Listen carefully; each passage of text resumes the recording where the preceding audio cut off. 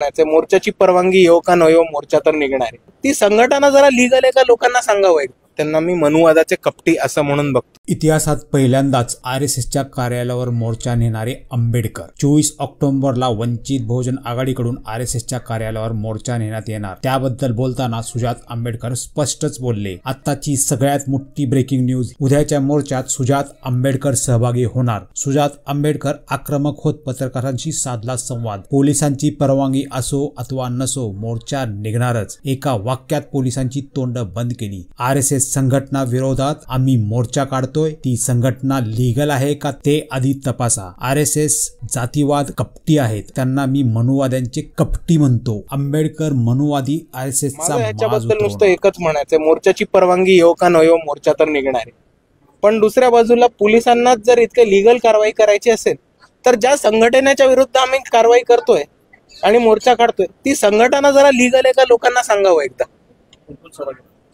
मोर्चामध्ये वंचित बहुजन आघाडीचे सगळे राज्याचे पदाधिकारी, तसंच राष्ट्रीय लेवलचे पदाधिकारी, सगळे ज्येष्ठ नेते आणि त्याच पद्धतीने खास करून युवक बांधव हे मोर्चामध्ये असणार आहे. आणि औरंगाबादमध्ये मोर्चा असल्यामुळे लोकल टीम्स तर पूर्ण ताकदीने उतरतील. मी स्वतः असणार आहे. बाळासाहेबांच्या शेड्यूलवरती. शिंदेच्या वक्तव्याकडे कसं बघता? राष्ट्रभक्त की देशभक्त? दोन्ही म्हणून नाही बघत मी. स्वतःचे भक्त, एका धर्माचे भक्त म्हणून त्यांच्याकडे बघतो आणि त्याच्याहून मोठं त्यांना मी मनुवादाचे कपटी असं म्हणून बघतो. आणि त्यामुळे ते राष्ट्राचे किंवा धर्माचे नाही तर ते जातीवादाचे कपटी आहे, तेवढंच मी म्हणते. संघाकडे आमचं नेहमी बघण्याचं दृष्टिकोन हे संशयास्पदच राहिलं होतं आणि संशयास्पदच्या पुढे जाऊन आम्ही नेहमी म्हणत आलोय की हे जे पद्धतीने काम करतात ते इल्लीगल आहे. इल्लीगल पेक्षा त्याच्याहून महत्वाचं की ते गैरकानूनी सुद्धा आहे.